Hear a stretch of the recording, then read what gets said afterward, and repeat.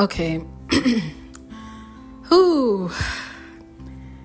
I have a lot of things to say in this video, but two main talking points.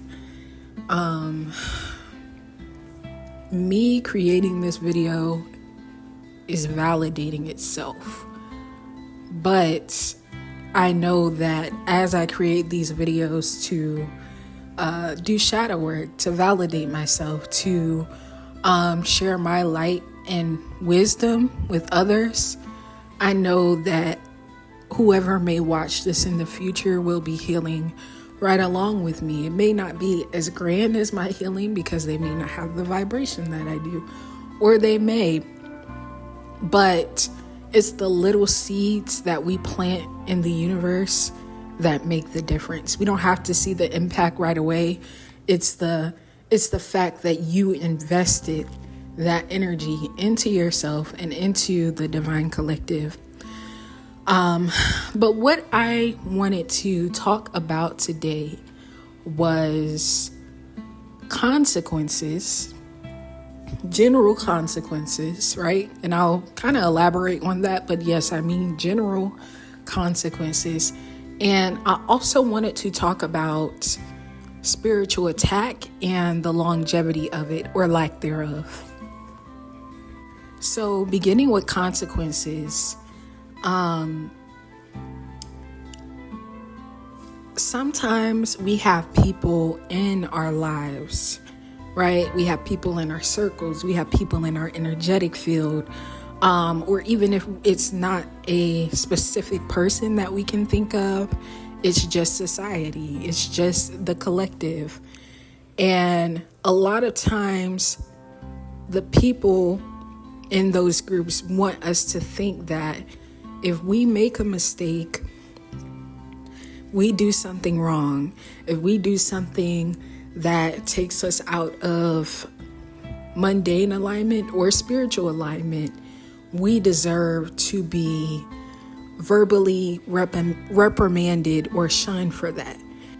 We deserve to immediately receive some type of overt punishment, like some type of loss or even some type of gain in a negative sense. And when we don't go through the journey, the marination, and the process of being able to think that something is okay, actually strongly believe that something is okay, enjoy it, be in love with it, and then ultimately figure out, like, actually, this is not working for my divine path. Actually, I don't want to be with this person. Actually, this job doesn't fit, or this house doesn't fit. When we don't go through that journey, that relationship ourselves, because it is like you're having a relationship with an aspect of your life, because that aspect of your life at the time is a part of your identity. When we don't go through that, it causes us to not gain wisdom, but only gain knowledge. And when we only gain knowledge, we become self-haters and ass kissers. And it's like we have an unorganically manufactured sense of structure that puts us under the illusion that we're not really porous, that we're not really passive and low vibrationally feminine. And what makes that so dangerous, such a dangerous trait to have, is that we could fall into any category, any line. We could, subscribe to any type of society. Oh, that's my oven. Let me check that. Oh, okay, it's fine. We could subscribe to any type of society, and we would easily subscribe to their customs and their rules without logical and or psychic intuitive discernment, because we're only conditioned to do what a mass amount of people tells us is right, or what we're just being told is right at that time by whoever is closest to our ear. So, one, we can't let our relationships and the people that we're in relationships with infiltrate our identity too much. I would say at all, but realistically, and for the sake of evolution, and because in a sense we're all one, I can't say that. But we can't let the customs of this world and how the people around us have inherited those customs and integrated them as an identity inappropriately affect our own personal relationship with ourselves and with all that our human experience entails. Our human experience entails making mistakes. Our human experience entails being one of the only ones to master something, being the greatest one in the class for some people, being excelling in certain things, right? But staying on behalf of the mistakes aspect, you deserve to have such a relationship with yourself that you have a relationship with your mistakes. Because in this moment right now, there could be many mistakes that I'm making, many ways of thinking, many ways of behaving towards other people that I'm unconscious of that are wrong, right? But instead of constantly being in this mode where you're trying to find those mistakes and perfect yourself, the most effective way to become wise and not just someone that regurgitates knowledge so that they can be a likable person is to enjoy the ride, is to love yourself when you realize, like, when you have that ego death, like, damn, like, I was really thinking this shit was okay. I was really, accepting this demonic or matrix minded way of being or living. Don't beat yourself up. Don't go into that default of, it's like a obsessive compulsive type of behavior that myself and other people have had, like, now that you realize there is another way, a better way, specifically a better way, you're obsessing over how to be that better way. You're obsessing over how to execute all these aspects of yourself that may not even be demonic or low vibrational traits about you, just to live up to the status quo. So an example of this is, it's a lot. I mean, this example is not hard to find. You can open up your YouTube, your Instagram, your Twitter right now and see people having this behavior of putting themselves under the pressure to upload on a consistent time, or rigidly stick to a certain regimen, like a certain diet or a certain workout plan. And the problem with this, and the problem that most people have who are living lives like this, is they become so fixated on sticking to that ideal and being perfect within it, being unflawed within it, or nearly unflawed, that they don't really get to experience their true selves. It's like their identity is sold to what they chose to pursue. Their identity is sold to going to the gym and having a workout body and, drinking their protein shakes, that they forgot about their other passions. Their identity is sold to not letting themselves enjoy an ice cream every now and then, not letting themselves, experience other aspects of life, things that their ideal or the people who subscribe to their ideal would deem as taboo, so much so that they are stuck within that domain, within that realm, and they can't even open their mind up to how areas of life, of being, other than the area that they've rigidly stuck to, could indeed be divine, could indeed liberate them, could indeed give them the sense of joy, freedom, the sense of high vibrational egoic security that they're seeking. You wouldn't believe it, but I have went like a very long time without eating sugar. And I got to a point in my life where I kind of had to, go below the budget that I at one point was sticking to. And I allowed myself to get some sweet things, and you wouldn't believe how much that exonerated my inner child in ways. You wouldn't believe how much going back to aspects of my past that were not totally low vibe or not low vibe at all, and just allowing myself to experience that helped me heal, gave me the freedom, the joy, the self-love that I thought I would be getting from subscribing to a certain type of lifestyle. So I'm saying all of this to say, don't let anyone condemn you for your mistakes. Don't let anyone be on your ass about your mistakes, not even you.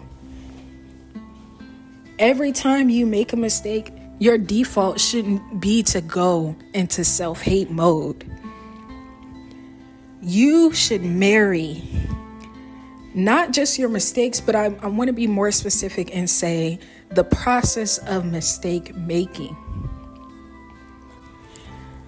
If you were to, I had someone in my life, right? And let's give the gym example. I don't work out. I don't really want to get into my health life right now, but I'm a pretty healthy person, but I don't work out. Or at least not in the, societal, stereotypical, fancy way. But I had someone in my life, right? And say I was that person who beat themselves up to make it into the gym every morning from 5 a.m. to 10. Like, say I'm that person. And say I had a physical coach, like a training coach or something like that.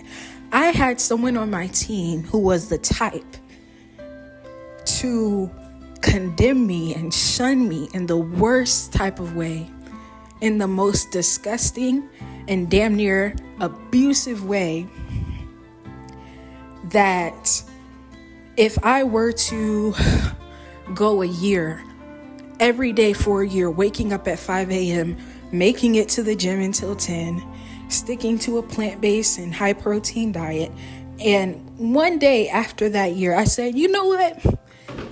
Let myself have that ice cream. Let me let myself have that ice cream. The household that I grew up in, having sweets was a luxury. So allowing myself to experience this, it's going to do something for me on a spiritual level. To take that standard off of myself and give myself balance. And that's another thing. Balance doesn't mean, you're flipping the script totally or you're getting totally out of alignment. It's just balance. It's just, I did this for a majority of the time, or I did this for half of the time. Now the other half, I'm going to allow myself to do something more rewarding. But this type of coach was the type of person, if I ate that one ice cream after a year, I would be called a bitch. I would be called unhealthy. I would be called pre-diabetic without even having gone to the doctor to confirm that. I would be told how I'm disappointing my bloodline, so much more. Sometimes it wasn't that I actually consumed the ice cream. Sometimes it was you're thinking about consuming the ice cream. Sometimes it was you are actually talking to yourself about why you shouldn't have that ice cream as frequently as you want to. But because I feel like exerting my low vibrational masculine energy onto you, because I've exerted it onto myself enough and hated myself enough, I'm going to make you feel bad for even opening up that desire and that wound within yourself. So don't let anyone dictate how you navigate your journey, how you nurture and coddle yourself, and miss making a mistake prior to making a mistake in your path and after. Don't let people strip you of the journey and the beauty of lived experiences. Because what you don't want to be is someone who is programmed to be a people pleaser, a professional people pleaser, and you're pretty much only a product of what they projected onto you, the beliefs they projected and imposed onto you, the condemnation and that they projected onto you. Who wants to just be a product of that? The next thing, I think I talked about everything I wanted to talk about from that one. But the next thing that I wanted to get into is spiritual attack. Don't let anybody tell you that spiritual attack has an endpoint. Spiritual attack never ends. Spiritual attack never ends. We are undergoing spiritual attack as I speak. I am undergoing it. Whoever is listening to this is undergoing it. Spiritual attack is I'm not going to say never ending, because I'm divine and I believe in, the divine collective at some point receiving our justice, but it's not going to be in this lifetime. And it's probably not going to be in the next. It's probably not going to be in the next after that and the next after that and so on. Spiritual attack is never ending. When you are in divine alignment, internal spiritual attack is less frequent. But generally, it's always going on. Always going on. And you're always being tested as well by both divine and demonic beings in the spiritual realm and in the earthly realm. So don't feel as though don't feel as though spirituality is something that you're ever going to really graduate. You're always going to have to be maintaining yourself. And when I say maintenance, I say that with much balance, because a lot of what people think is maintenance is just them programming themselves to overwork themselves because they think that's what they should be doing and they see everyone else doing it. The art of war, especially spiritual warfare, when you're a divine soul like I am, is sometimes just rest. Sometimes it's just to lay the fuck down. Sometimes it's just to kick your feet up, eat, and watch a movie. And there are people, lots of people in society who condemn and shun rest.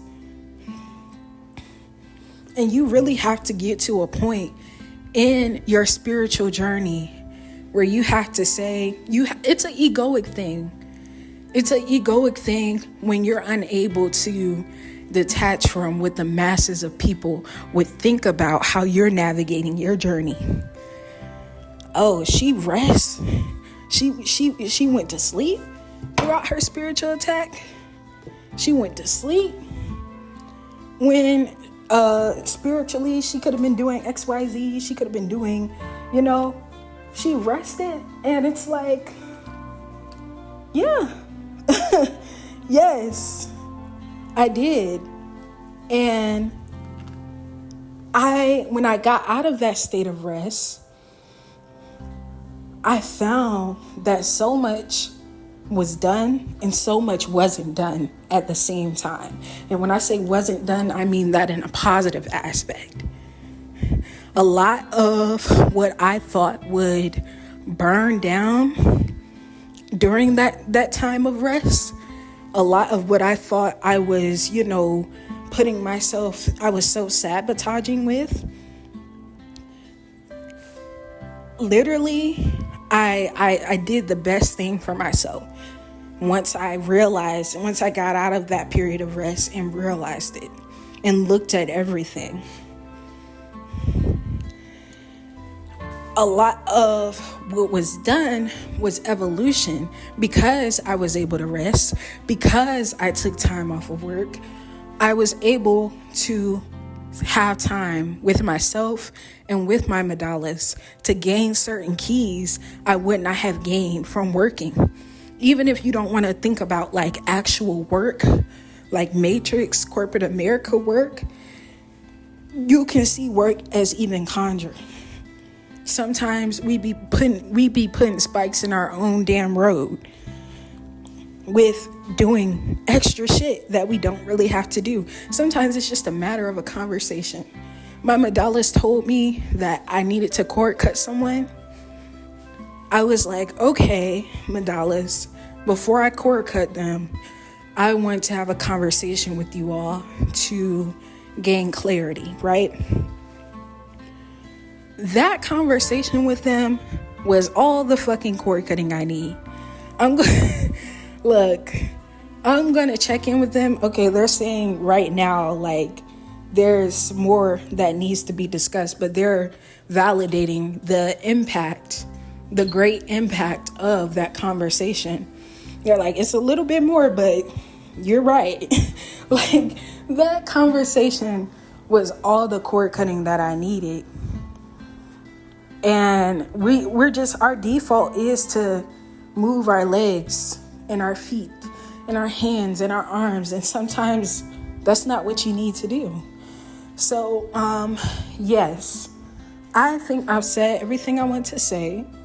Again, spiritual attack is never ending. Don't let anyone make you think you have to reach up to this certain point or, be making your way to this imaginary finish line, because it doesn't exist.